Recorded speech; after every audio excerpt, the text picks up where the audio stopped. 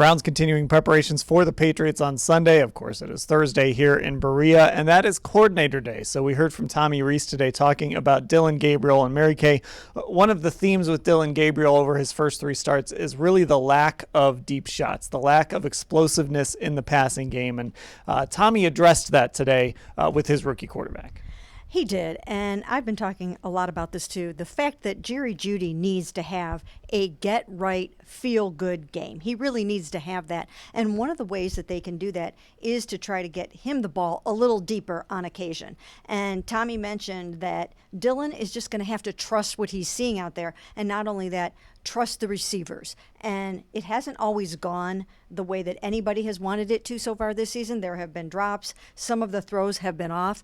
But they just have to keep chipping away at it, because you cannot go without having a passing game and an explosive passing game. So they need to really try to work that this weekend. Yeah, Ashley, we've talked about it. When teams can just sort of sell out on that run, just make sure that Quinshon Judkins can't beat them, that this offensive line can't beat them.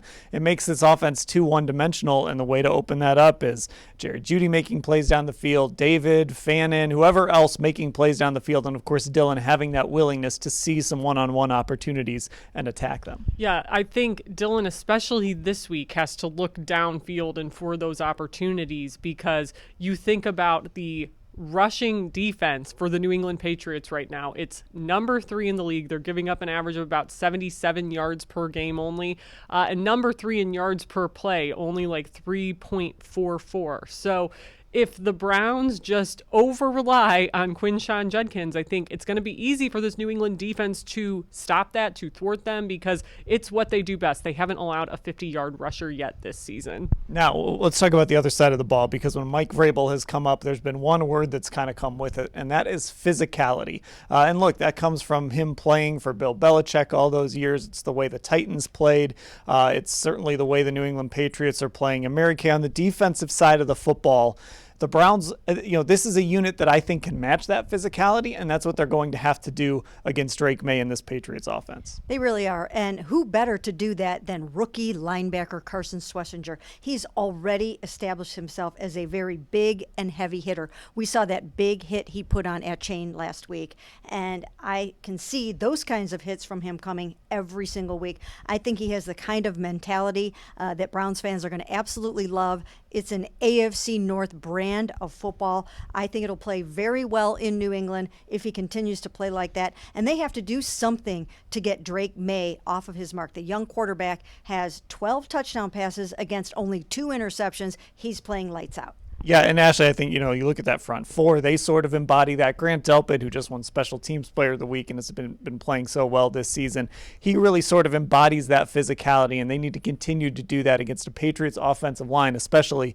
that loves to play physical. Yeah, I think the Browns are going to have to win that battle. And look, I think the Patriots are expecting them to come in and play physical based on everything we've heard from afar out of New England this week. Both Mike Vrabel and then Josh McDaniels on Thursday said this is probably the best defense they've had to face this year.